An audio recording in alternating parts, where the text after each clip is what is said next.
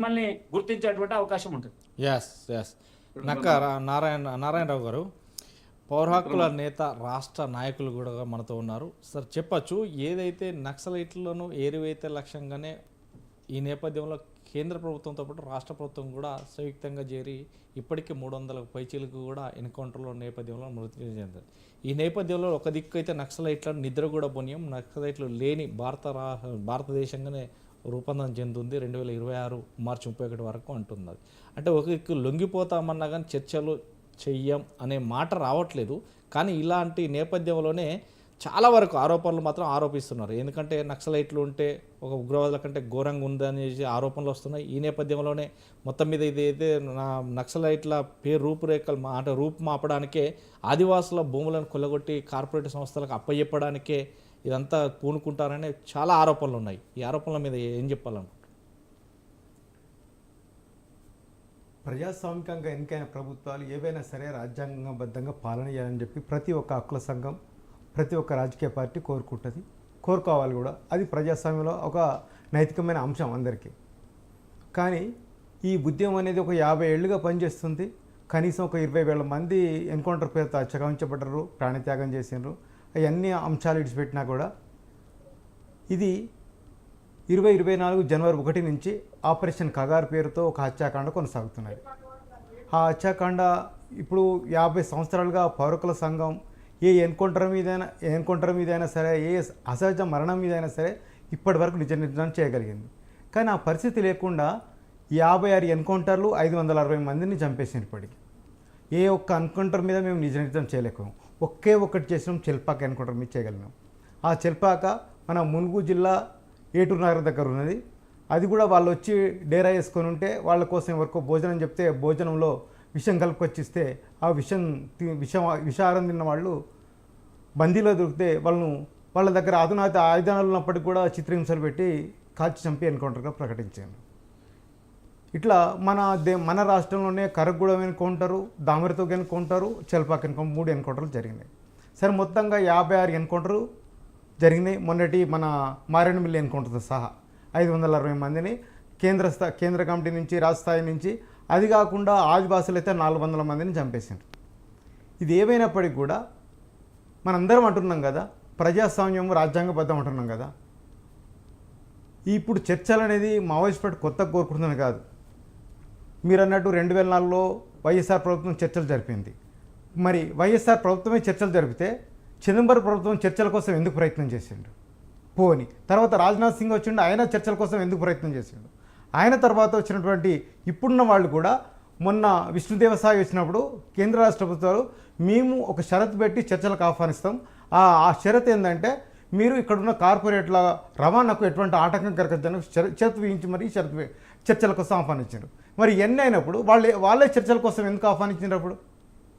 ముఖ్యంగా ప్రజాస్వామ్య వ్యవస్థలో ఎవరైనా సరే సాయుధ పోరాటం ఎంచుకోవడం అంటే ప్రజాస్వామ్యం వ్యవస్థ పట్ల వాళ్ళ ఉన్న నమ్మకం, విశ్వాసం కోల్పోతారు. ప్రజాస్వామ్యబద్ధంగా, చట్టబద్ధంగా, న్యాయబద్ధంగా మనం అన్ని విఫలతల నుంచే సాయుధ పోరాటం, ఆయుధ పోరాటం వస్తాయి. ఆ విధంగా ఆ పోరాటాన్ని చూడాలి తప్ప వాళ్ళ ఆయుధం పట్టడం తప్పనేది విషయం కాదు. ఎందుకు మనిషిని ఒకసారి, రెండోసారి, మూడోసారి చెప్తే నాలుగోసారి కొట్టడం అనేది ఒకటి ఎట్లా వస్తుందో అట్లా వాళ్ళు చాలాసార్లు చెప్పి చూసి ఒక సాయుధ పోరాటం అనుకుంటారు.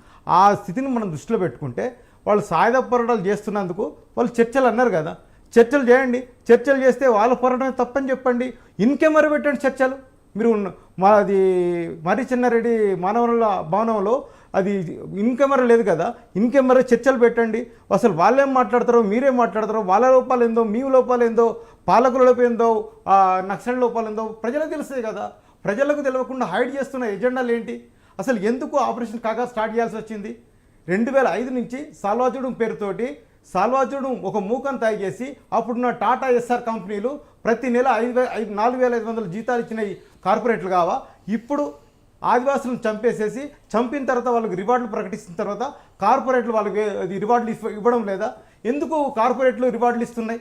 ఎందుకు ఇట్లా వాళ్ళకు అది ఎందుకు కార్పొరేట్లు ఎందుకు చేస్తున్నాయి? ఇప్పుడు లేటెస్ట్గా ఏంటంటే 105 ఏవైతే ఎంఓయూలు కుదుర్చుకున్న తర్వాత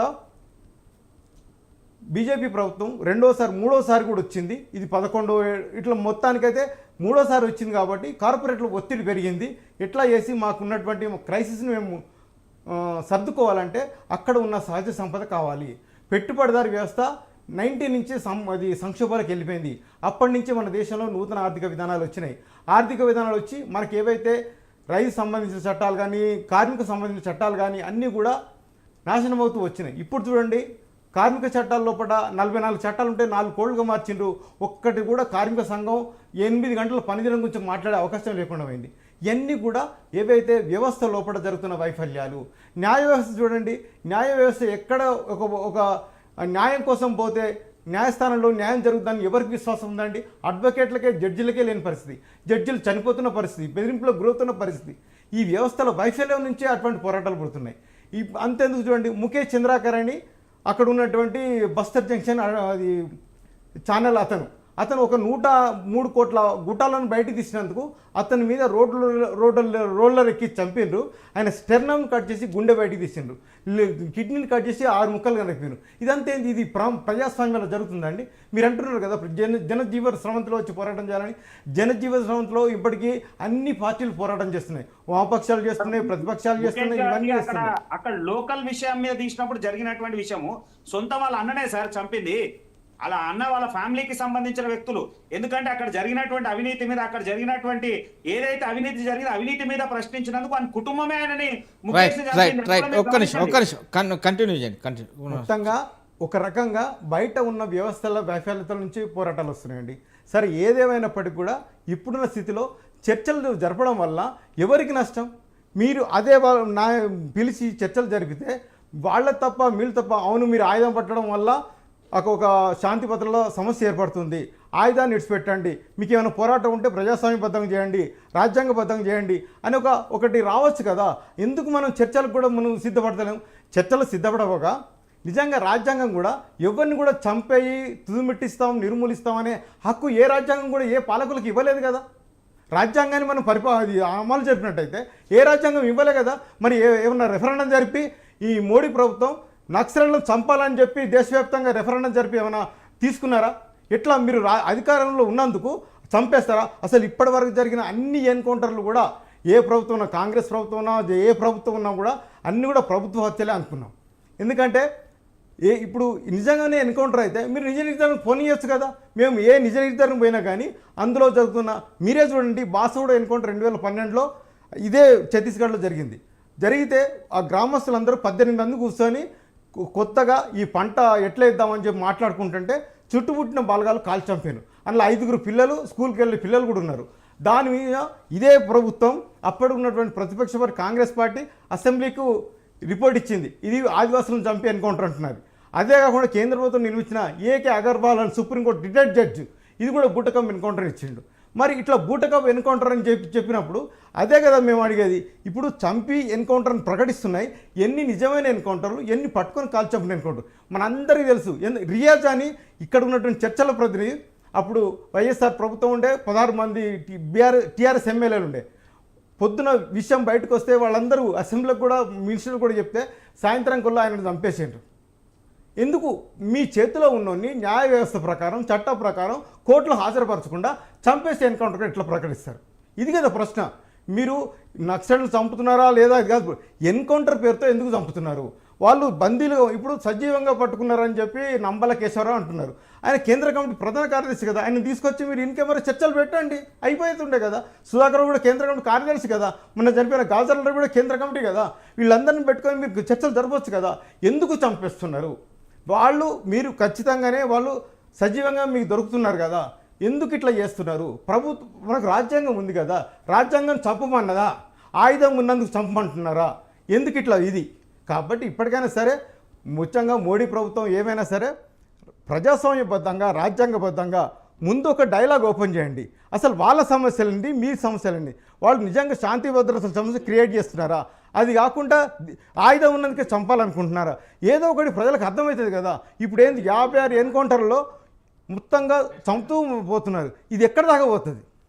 ఈ సమ్మర్ కాదు, వర్షాకాలం కాదు, ఇవన్నీ కాదు. ఎందుకంటే ఈ వర్షాకాలాలు ఇప్పటికీ వీళ్ళ కాలంలోనే 10-11 వచ్చిపోయినాయి. అట్లని కాదు సమస్య ఏంటంటే ఎందుకు ఇప్పుడు కాంగ్రెస్ ప్రభుత్వాన్ని మించిన ఈ అత్యంత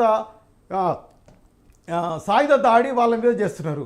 బలగాలు వేల కొద్ది ఉంటున్నాయి, 300 పైగా క్యాంపులు ఉంటాయి, లక్షలాది బలగాలు ఉంటున్నాయి. ఎందుకు చుట్టుముట్టి కాల్చంపి ఎన్కౌంటర్ పట్టిస్తున్నారు? అట్లా కాకుండా అక్కడ ఆదివాసులు బతకలేకపోతున్నారు కదా. దీని మీద మీరు ఒక ప్రశ్న, ఒక చర్చ రావాలి బయట. ఇప్పుడున్న మన ఫెడరల్ సిస్టమ్ చూడండి, మన రాష్ట్రంలో ప్రతిపక్ష అధికార పార్టీ అందరు కూడా ఖచ్చితంగా చర్చలు జరపండి. మన రాష్ట్రం యొక్క భావానికి విలువ లేదా? ఎందుకు స్పందిస్తలేదు కేంద్ర? మళ్ళీ మీ దగ్గరికి వస్తాను. రంగారెడ్డి గారు, జూలకంటి రంగారెడ్డి గారు,